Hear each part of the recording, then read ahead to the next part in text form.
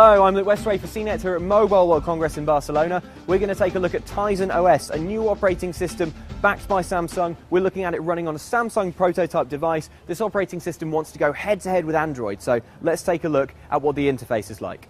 Alright, so this is the home screen of Tizen. Bear in mind this is a very early version of the operating system, so all of this is subject to change, but you can see you have your apps arranged on the home screen.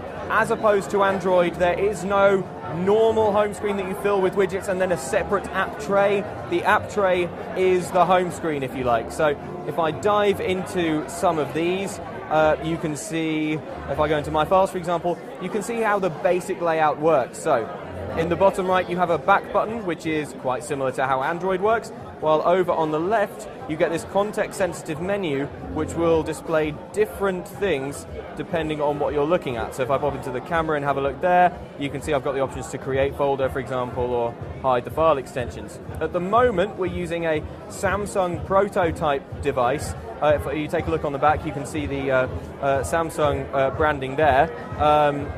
But we don't really know anything about the hardware of this device itself, and again, obviously it's not final. If you press the home button, currently that takes you back to the home screen. Now if you swipe down from the top, that brings you a notifications page.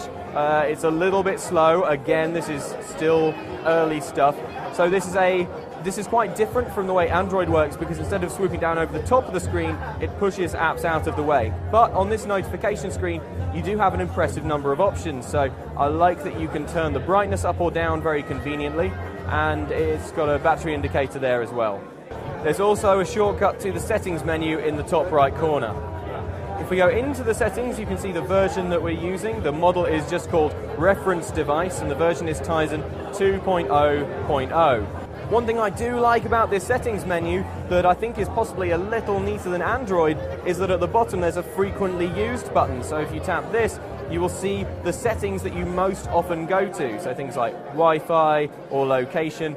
That is quite a good idea, because I, for one, am always fiddling around in settings menus trying to find the thing that I want from a long list. So it's quite handy to be able to quickly jump to the things that I'm usually looking for.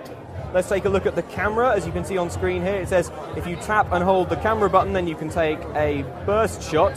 So if I press like that, it's taking some burst shots along the bottom there. That is quite a lot. I think that was 20 photos in roughly a second, and now it's processing all of them. If you tap on the bottom here, you get more options, such as some editing. You can crop, rotate left and right, set a slideshow. You can see the details, which is quite in-depth, as you can see, things like the ISO and exposure time. And you can also add tags, which should help you organize your photos. More camera options. In the top right, you've got settings for the flash, and in the top left, you've got general camera settings. This is the phone app, no real surprises here. It's very similar to what you would get on Android. Keypads, contacts, keylogs. Jumping out of that and into the browser. Typing on the phone feels quite comfortable. This on-screen keyboard will be very familiar to anyone who has used Android or even the iPhone. No real surprises there. Obviously, this is all prototype, but the browser does feel quite slick. Zooming in and out seems very smooth, so that is promising.